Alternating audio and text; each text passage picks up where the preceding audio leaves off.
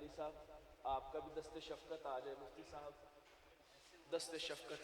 उलमा इस तरफ तशरीफ ले आए ताकि तलबा वहां से गुजरते जाएंगे। आपके आपके दस्ते शफकत से गुजरते चले जाएंगे। अल्लाह रब्बुल इज्जत इनको इस्तिकामत नसीब फरमाए। उसकी वजह यह है कि आज सबसे ज्यादा जरूरत इस अमर की है कि जो हासिल किया जाए, जो लिया जाए, उस पर इस्तिकामत।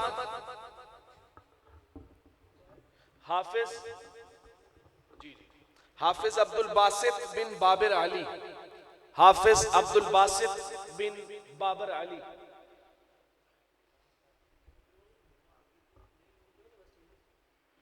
उनसे गुजारिश है कि उनके वालिद साहब वगैरह में से कोई करीबी साथी हैं तो वो भी साथ में उनके हो जाएं।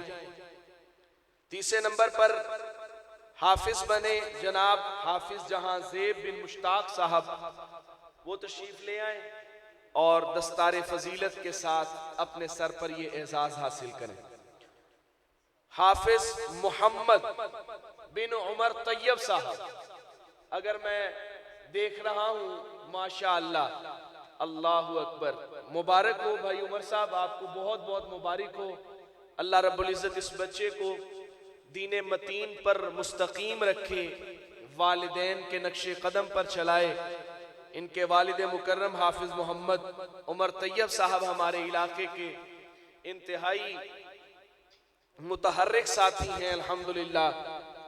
आगे हाफिज मोहम्मद अब्दुल्ला बिन अब्दुर्रहमान साहिब, ये देखें कितना प्यारा ये एजाज है, कितनी प्यारी ये बात है। आप भी अपने बच्चों को कोशिश करें दीन के साथ जोड़ें, अल्लाह के कुरान से जोड़ें, कुरान वालों से जोड़ें।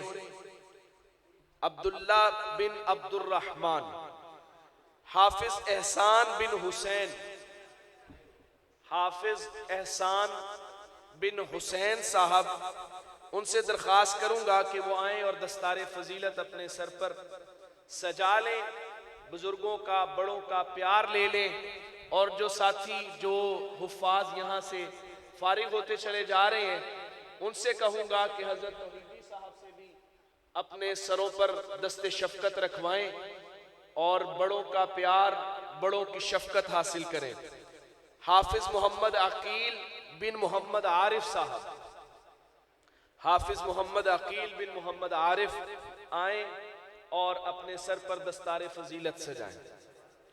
हाफिज मोहम्मद बिलाल बिन मोहम्मद मुजम्मिल, माशा अल्लाह, हाफिज मोहम्मद बिलाल बिन मोहम्मद मुजम्मिल, वो तशरीफ लाएं और बुजुर्गों का प्यार, अपने सर पर शफकत वो वसूल करें।